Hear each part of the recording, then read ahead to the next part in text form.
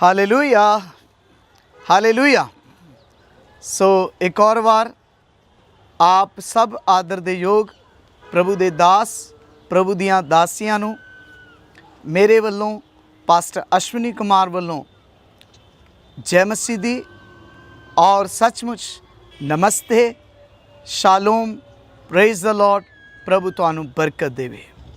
सचमुच मेरे अजीज़ भरा मेरी भैन मैं आप सब का स्वागत करदा हाँ इस चैनल यसू दे दीवाने विच एक बार फिर अते प्रोग्राम अनंत जीवन दे वचन दे विच धन्नवाद करदा हाँ सर्वशक्तिमान परमेश्वर दा जिन्हें मैनू अज दा दिन दिता जिहदे विच मैं आनंदित हाँ और अज दा दिन दिता कि मैं तुहाडे नाल परमेश्वर दे वचन नू साझा कर सकां।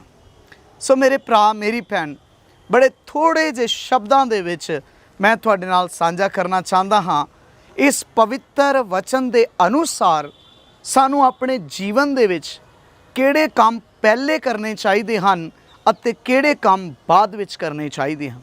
और मेरे अजीज़ भरा मेरी भैन इस पवित्र वचन दे नाल मिल के मैं तुहाडे नाल ये दावा करदा हाँ ये वादा करदा हाँ कि सच्ची मुच्ची जेकर तुसी इस दे अनुसार करोगे तो परमेश्वर तुहानू बरकत देवेगा और पहला बरकत देवेगा, दूसरियां नालों पहला तुहानू आशीषित करेगा। मेरे अजीज़ भरा मेरी भैन कई बार मैं सुनदा हाँ तुसी भी सुनिया होएगा कपड़ियां दियां दुकानां ते बर्तनां दियां दुकानां दे उत्ते कई बार जदों सेल लगदी आ ते उत्थे एक बोलिया जांदा पहले आओ पहले पाओ और जिहड़ा पहले आंदा आ वो पहले वधिया वधिया चीज़ां चुन के लै जांदा आ और बाद विच रहंद खुंद रह जांदी है, घटिया चीज़ां रह जांदियां ने। मेरे अजीज़ भरा मेरी भैन प्रभु यीशु मसीह ने भी कहा मैं पहला अते मैं पिछला हाँ। इट मीनस कुछ काम है सानू अपने आत्मिक जीवन के अंदर अपने शारीरिक जीवन के अंदर जिन्हां नू पहले करन नाल सानू बरकत मिलने वाली है। आमीन। पहला करन नाल सानू आशीष मिलने वाली है।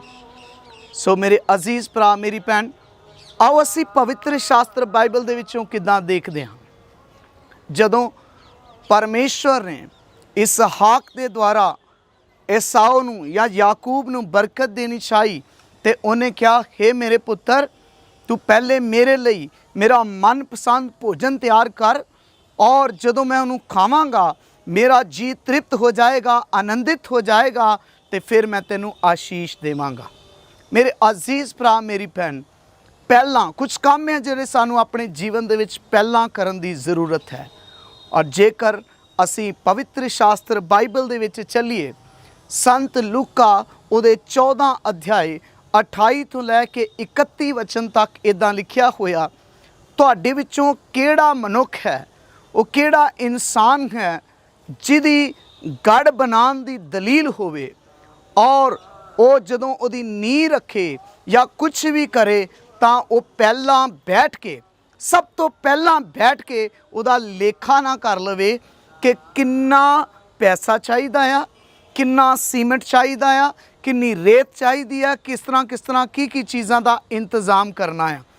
पहला ज़रूरी है कि असी उहदा एस्टीमेट लगा लईए जिहड़ा घर असी बनाना जिहड़ा गढ़ असी बनाना है। और बाइबल दे अंदर लिखिया ऐसा ना होवे कि बाद विच उहदी छत रह जावे अते लोग उहदे उत्ते हसन कि इहने घर ते शुरू कर लिया गढ़ ते शुरू कर लिया लेकिन ये उन्होंने पूरा ना कर सकिया। मेरे अजीज़ भरा मेरी भैन अज दी दोपहर अज दी शाम अज दी रात विच प्रभु यीशु मसीह दे नाम अते दे वचन दे राहीं मैं तुहानूं दसना चाहता जेकर वो काम जिहड़े परमेश्वर पहला करन लई कहंदा आ जेकर तुसी पहला करोगे तो परमेश्वर सब तो पहला तुहानूं आशीष देवेगा। आमीन। और उन्हां वचनां विच एक वचन मैं तुहाडे लई ये पढ़ना चाहता हाँ जदों भी तुसी अते मैं प्रार्थना करदे हाँ इस संसार दे विच बहुत सारे लोग ने जिहड़े प्रार्थना करते हैं दुआ करते हैं प्रार्थना करते लगातार परमेश्वर अगे प्रार्थना करते हैं कई घंटे प्रार्थना करते हैं वर्त रख के प्रार्थना करते हैं 40 दिन प्रार्थना करते हैं 7 दिन भी प्रार्थना करते 3 दिन भी प्रार्थना करते हैं। मेरे अजीज़ भरा मेरी भैन लेकिन पवित्र शास्त्र बाइबल के अंदर ਜੇਕਰ ਤੁਸੀਂ ਸੰਤ ਮਰਕੁਸ ਉਹਦਾ 11 ਚੈਪਟਰ 25 ਵਚਨ ਨੂੰ ਪੜ੍ਹੋਗੇ ਤੇ ਉੱਥੇ ਲਿਖਿਆ, ਜਦੋਂ ਵੀ ਤੁਸੀਂ ਖੜੇ ਹੋ ਕੇ ਪ੍ਰਾਰਥਨਾ ਕਰੋ, ਜਦੋਂ ਵੀ ਤੁਸੀਂ ਖੜੇ ਹੋ ਕੇ ਪ੍ਰਾਰਥਨਾ ਕਰੋ ਅਤੇ ਤੁਹਾਡੇ ਮਨ ਦੇ ਵਿੱਚ ਕਿਸੇ ਦੇ ਲਈ, ਕਿਸੇ ਦੇ ਪ੍ਰਤੀ ਕੋਈ ਵਿਰੋਧ ਹੋਵੇ, ਤਾਂ ਸਭ ਤੋਂ ਪਹਿਲਾਂ ਉਸ ਵਿਰੋਧ ਨੂੰ ਬਾਹਰ ਕੱਢ ਦਿਓ। ਮੇਰੇ ਅਜ਼ੀਜ਼ ਭਰਾ, ਮੇਰੀ ਭੈਣ, ਅੱਜ ਬਹੁਤ ਸਾਰੇ ਲੋਕ ਪ੍ਰਾਰਥਨਾਵਾਂ ਕਰਦੇ ਨੇ, ਦੁਆ ਕਰਦੇ ਨੇ ਪਰਮੇਸ਼ਵਰ ਦੇ ਅੱਗੇ, ਲੇਕਿਨ ਉਹ ਪਰਮੇਸ਼ਵਰ ਦੇ ਕੋਲੋਂ ਆਪਣੀਆਂ ਪ੍ਰਾਰਥਨਾ ਦਾ ਉੱਤਰ ਪ੍ਰਾਪਤ ਨਹੀਂ ਕਰ ਪਾਉਂਦੇ, ਬਰਕਤ ਪ੍ਰਾਪਤ ਨਹੀਂ ਕਰ ਪਾਉਂਦੇ, ਕਿਉਂਕਿ ਜਦੋਂ ਵੀ ਉਹ ਪ੍ਰਾਰਥਨਾ ਕਰਦੇ ਨੇ ਉਹਨਾਂ ਦੇ ਮਨ ਦੇ ਵਿੱਚ ਕਿਸੇ ਦੇ ਪ੍ਰਤੀ ਜਲਨ ਹੁੰਦੀ ਆ, ਕਿਸੇ ਦੇ ਪ੍ਰਤੀ ਈਰਖਾ ਹੁੰਦੀ ਆ, ਕਿਸੇ ਦੇ ਪ੍ਰਤੀ ਨਫ਼ਰਤ ਹੁੰਦੀ ਆ, ਕਿਸੇ ਦੇ ਪ੍ਰਤੀ ਉਹਨਾਂ ਦੇ ਮਨ ਵਿੱਚ ਵਿਰੋਧ ਹੁੰਦਾ ਆ, ਔਰ ਉਸ ਵਿਰੋਧ ਨੂੰ ਹੀ ਲੈ ਕੇ ਉਹ ਪ੍ਰਾਰਥਨਾ ਕਰਦੇ ਰਹਿੰਦੇ ਆ।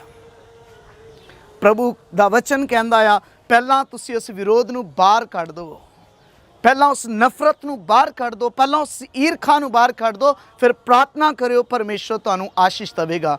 ਪਰ ਪਹਿਲਾਂ ਉਹ ਵਾਲਾ ਕੰਮ ਕਰਿਓ। ਮੇਰੀ ਅਜ਼ੀਜ਼ ਭੈਣ, ਮੇਰੇ ਭਰਾ, ਇਸ ਦੇ ਨਾਲ ਜਦੋਂ ਅਸੀਂ ਸੰਤ ਮਤੀ ਦੀ ਇੰਜੀਲ ਉਹਦਾ 5ਵਾਂ ਅਧਿਆਏ ਉਹਦੇ 23 ਅਤੇ 24 ਵਚਨ ਨੂੰ ਪੜ੍ਹਦੇ ਹਾਂ, ਉੱਥੇ ਵੀ ਇਸੇ ਪ੍ਰਕਾਰ ਲਿਖਿਆ ਹੋਇਆ ਹੈ, ਜਾਂ ਤੂੰ ਜਗ ਵੇਦੀ ਉੱਤੇ ਭੇਟ ਚੜਾਉਣ ਦੇ ਲਈ ਜਾਵੇਂ, ਜੇਕਰ ਤੂੰ ਪਰਮੇਸ਼ਵਰ ਦੇ ਭਵਨ ਦੇ ਵਿੱਚ ਜਾਵੇਂ, ਜੇਕਰ ਤੂੰ ਪਰਮੇਸ਼ਵਰ ਦੇ ਭਵਨ ਦੇ ਵਿੱਚ ਆਪਣੇ ਨਾਲ ਕੋਈ ਭੇਟ ਲੈ ਕੇ ਜਾਵੇਂ, ਕੋਈ ਧਨ ਲੈ ਕੇ ਜਾਵੇਂ, ਕਿਸੇ ਵੀ ਪ੍ਰਕਾਰ ਦੀ ਭੇਟਾ ਪਰਮੇਸ਼ਵਰ ਦੇ ਲਈ ਲੈ ਕੇ ਜਾਵੇਂ, ਔਰ ਉੱਥੇ ਤੈਨੂੰ ਇਹ ਯਾਦ ਆਵੇ, ਤੈਨੂੰ ਚੇਤਾ ਆਵੇ ਕਿ ਤੂੰ ਆਪਣੇ ਭਰਾ ਨਾਲ, ਆਪਣੀ ਭੈਣ ਦੇ ਨਾਲ, ਆਪਣੇ ਸੰਸਾਰਿਕ ਮਾਲਕ ਦੇ ਨਾਲ, ਆਪਣੀ ਸੱਸ ਦੇ ਨਾਲ, ਆਪਣੀ ਨੂੰਹ ਦੇ ਨਾਲ, ਹਾਂ ਆਪਣੀ ਦਰਾਣੀ ਜਾਂ ਜਠਾਣੀ ਦੇ ਨਾਲ, ਜਾਂ ਆਪਣੇ ਮਾਤਾ ਜਾਂ ਪਿਤਾ ਦੇ ਨਾਲ, ਸੱਸ ਜਾਂ ਸਹੁਰੇ ਦੇ ਨਾਲ, ਕਿਸੇ ਵੀ ਰਿਸ਼ਤੇ ਦੇ ਨਾਲ, ਜੇਕਰ ਤੈਨੂੰ ਚੇਤਾ ਆਵੇ ਕਿ ਤੂੰ ਖੋਟ ਕਮਾਇਆ ਹੈ, ਤੇ ਯਾਦ ਰੱਖ, ਆਪਣੀ ਭੇਟ ਉੱਥੇ ਛੱਡ ਕੇ ਚਲਾ ਜਾ, ਪਹਿਲੇ ਜਾ ਕੇ ਆਪਣੇ ਭਰਾ ਨਾਲ ਮੇਲ ਕਰ, ਆਪਣੀ ਭੈਣ ਨਾਲ ਮੇਲ ਕਰ, ਉਸ ਵਿਅਕਤੀ ਦੇ ਨਾਲ ਮੇਲ ਤੇ ਮਿਲਾਪ ਕਰ ਜਿਹਦੇ ਨਾਲ ਤੂੰ ਖੋਟ ਕਮਾਇਆ ਹੈ। ਮੇਰੇ ਅਜ਼ੀਜ਼ ਭਰਾ, ਮੇਰੀ ਭੈਣ, ਜਦੋਂ ਪਹਿਲਾਂ ਤੁਸੀਂ ਇਦਾਂ ਕਰੋਗੇ, ਜਿਹੜਾ ਕੰਮ ਪਰਮੇਸ਼ਵਰ ਨੇ ਪਹਿਲਾਂ ਕਰਨ ਲਈ ਕਿਹਾ ਆ, ਤੇ ਸੱਚੀ ਮੁੱਚੀ ਪਰਮੇਸ਼ਵਰ ਤੁਹਾਨੂੰ ਬਰਕਤ ਦੇਵੇਗਾ, ਔਰ ਪਹਿਲਾਂ ਬਰਕਤ ਦੇਵੇਗਾ, ਦੂਸਰਿਆਂ ਨਾਲੋਂ ਕਿਤੇ ਪਹਿਲੇ ਬਰਕਤ ਦੇਵੇਗਾ। ਆਮੀਨ। ਔਰ ਸੱਚਮੁੱਚ ਇਸੇ ਪ੍ਰਕਾਰ ਮੇਰੀ ਭੈਣ, ਪਰਮੇਸ਼ਵਰ ਦੇ ਪਾਕ ਕਲਾਮ ਦੇ ਵਿੱਚ ਲਿਖਿਆ ਆ, ਬਹੁਤ ਸਾਰੇ ਲੋਕ ਜਦੋਂ ਪ੍ਰਾਰਥਨਾ ਕਰਦੇ ਆ, ਦੁਆ ਕਰਦੇ ਆ, ਉਹ ਪ੍ਰਾਰਥਨਾ ਕਰਦੇ ਰਹਿੰਦੇ, ਪ੍ਰਾਰਥਨਾ ਕਰਦੇ ਰਹਿੰਦੇ, ਪਰ ਸ਼ੈਤਾਨ ਨੂੰ ਬੰਨ੍ਹਦੇ ਨਹੀਂ ਆ। ਸੰਤ ਮਤੀ 18 ਦੀ 18 ਵਿੱਚ ਤੁਹਾਡੇ ਲਈ ਵਾਅਦਾ ਹੈ, ਜੋ ਕੁਝ ਤੁਸੀਂ ਧਰਤੀ ਉੱਤੇ ਬੰਨੋਗੇ ਉਹਨੂੰ ਮੈਂ ਸਵਰਗ ਵਿੱਚ ਬੰਨ੍ਹ ਦੇਵਾਂਗਾ, ਜੋ ਕੁਝ ਧਰਤੀ ਉੱਤੇ ਖੋਲੋਗੇ ਉਹਨੂੰ ਮੈਂ ਸਵਰਗ ਵਿੱਚ ਖੋਲਾਂਗਾ। ਮੇਰੇ ਅਜ਼ੀਜ਼ ਭਰਾ, ਮੇਰੀ ਭੈਣ, ਪਰਮੇਸ਼ਵਰ ਦੇ ਦਾਸ, ਪਰਮੇਸ਼ਵਰ ਦੀ ਦਾਸੀ ਸੰਤ ਮਰਕੁਸ ਉਹਦੇ 3 ਅਧਿਆਇ 27 ਵਚਨ ਨੂੰ ਧਿਆਨ ਨਾਲ ਪੜ੍ਹਿਓ। ਉੱਥੇ ਲਿਖਿਆ ਹੋਇਆ ਹੈ, ਕੋਈ ਕਿਸ ਤਰ੍ਹਾਂ ਕਿਸੇ ਜ਼ੋਰਾਵਰ ਦਾ ਘਰ ਲੁੱਟ ਸਕਦਾ ਹੈ ਜੇਕਰ ਪਹਿਲਾਂ ਉਹਨੂੰ ਬੰਨ੍ਹ ਨਾ ਲਵੇ। ਮੇਰੇ ਅਜ਼ੀਜ਼ ਭਰਾ, ਮੇਰੀ ਭੈਣ, ਬਾਈਬਲ ਦੱਸਦੀ ਆ ਇਸ ਧਰਤੀ ਦਾ ਈਸ਼ਵਰ ਸ਼ੈਤਾਨ ਹੈ, ਜਿਨ ਲੋਕਾਂ ਦੀ ਬੁੱਧ ਨੂੰ ਅੰਨਾ ਕੀਤਾ ਆ।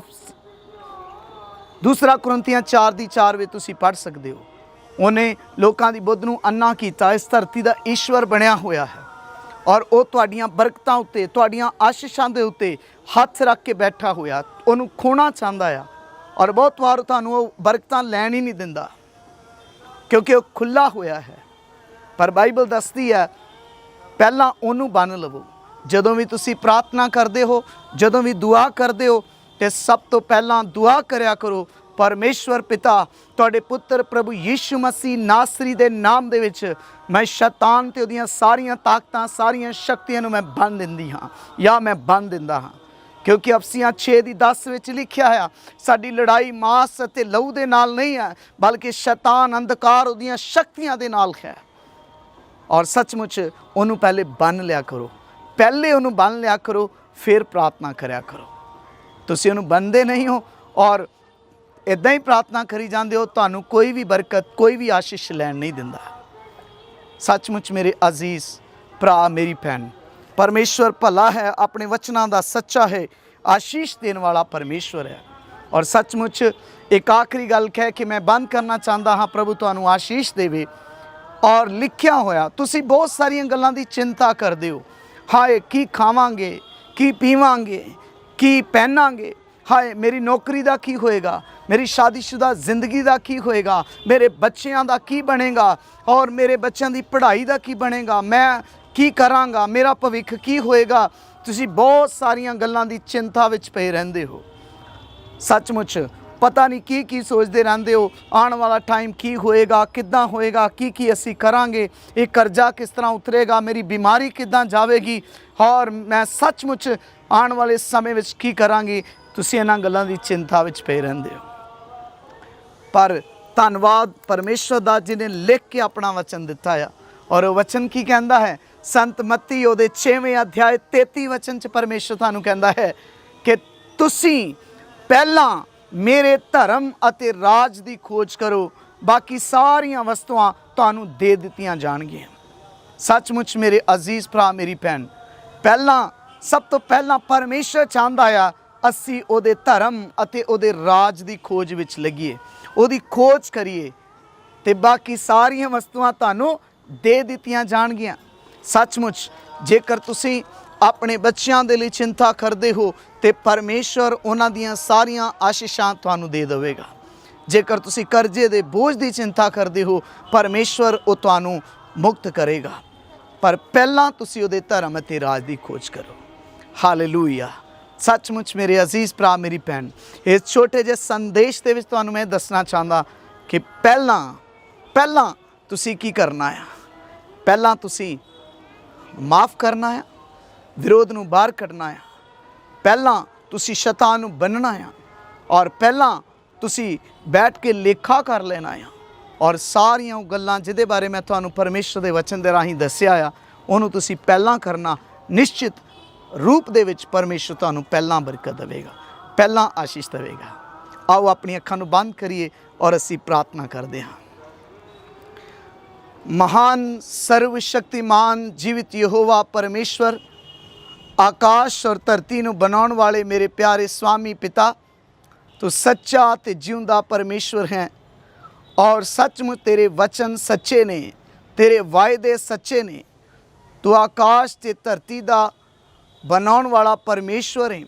इस खुले आसमान दे थल्ले पिता, मैं तेरा दास प्रार्थना करदा हाँ उन्हां सब भरावां दे लई, सब मेरियां भैणां दे लई, सब तेरे दास दासियां दे लई, छोटे बच्चों ते बजुर्गों ते नौजवानों दे लई परमेश्वर, जिन्हें लोग प्रभु इंटरनेट के माध्यम के द्वारा यूट्यूब के राही इस संदेश नूं सुनते ने, देखते ने, परमेश्वर तेरे वचनां नूं पढ़ते ने, इन्हां सारियां दे वास्ते तुहाडे पुत्र यीशु मसीह नासरी दे नाम दे विच मैं प्रार्थना करदा हाँ कि सबना नूं बरकत मिले, सबना नूं आशीष मिले और सबना दी जिंदगी खुदावन खुशियां ते आनंद दे नाल भरी हुई जिंदगी बन जाए। तो महान परमेश्वर है जिहड़ा हमेशा अपने बच्चों नूं ब्लैस करदा है। प्रभु जी तो ब्लैस कर, आशीष दे, मेरिया उन्हां भैणां नूं आशीष दे जिन्हां दे कोल संतान दी बरकत नहीं है। मेरिया उन्हां भैणां नूं बरकत दे जिहड़े इस समय अपने शरीर विच किसी भी प्रकार की बीमारी दे नाल ग्रसित है। प्रभु जी मेरे उन्हां भरावां नूं चंगा कर जिहड़े चिंतावां, बोझ, परेशानी ते कर्जे दे नीचे ने। प्रभु उन्हां सारियां नूं आज़ाद कर परमेश्वर। और सचमुच तेरा वचन कहंदा, हे सारे थके हुए अते भार हेठ दबे हुए लोगों मेरे कोल आओ, मैं तुहानूं आराम देवांगा। और परमेश्वर पिता इन्हां सारियां नूं यीशु मसीह नासरी दे नाम च सच्चा आराम ते शांति मिले और तेरी दया ते तेरी कृपा हमेशा तेरे बच्चों नाल बनी रहे। पिता मैं धन्नवाद करदा हाँ, मैं तेरा शुक्र करदा हाँ। पिता तुसीं मेरी प्रार्थना नूं सुनिया अते कबूल कर लिया है। ये प्रार्थना मंगदा हाँ तुहाडे प्यारे पुत्र अपने मुक्तिदाता अते बदलों की सवारी करके जल्दी आने वाले प्रभु यीशु मसीह नासरी दे पवित्र और सामर्थी नाम दे विच आमीन। हालेलुया।